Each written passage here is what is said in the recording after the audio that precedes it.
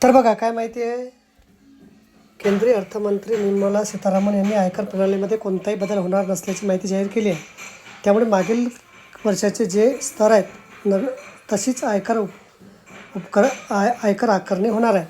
तर एक अत्यंत महत्त्वाची घोषणा त्यांनी केली आहे. 1 एप्रिल 2026 पासून नवीन कर प्रणाली लागू होणार आहे. त्यामुळे जुन्या पद्धतीने कर आकारणी बंद होणार असून सर्वांना आता एकाच पद्धतीने आयकर आकारणी केली जाणार आहे. ही नवीन कर प्रणाली काय आहे जाणून घेऊया.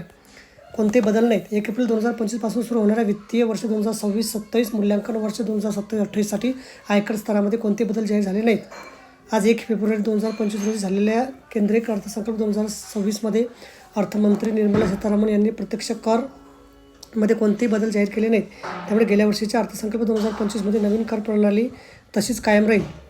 नवीन कर प्रणाली म्हणजे काय? नवीन कर प्रणाली 2020मध्ये सुरू झाली आणि 2023 पासून प्रणाली डिफॉल्ट प्रणाली आहे. यात डिडक्शन कमी प्रमाणात आहे. या डिडक्शनमध्ये प्रामुख्याने सेक्शन 80C 80Dचा समावेश होतो. जुनी प्रणाली निवडण्याचा पर्याय आतापर्यंत उपलब्ध होता, पण त्यासाठी फॉर्म 10I भरावा लागायचा. मात्र आता नवी कर प्रणाली सरसर लागू होणार आहे.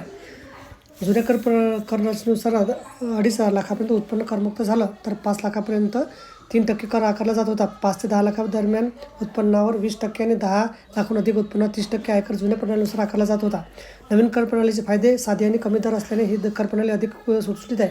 स्टँडर्ड डिडक्शन बद्दल बोलायचं झालं तर पगारदारासाठी 75,000 रुपये आणि सेक्शन रिबेट सेक्शन 87A अंतर्गत 60,000 रुपयापर्यंत असल्यामुळे 12,75,00,000 उत्पन्न करमुक्त होतं.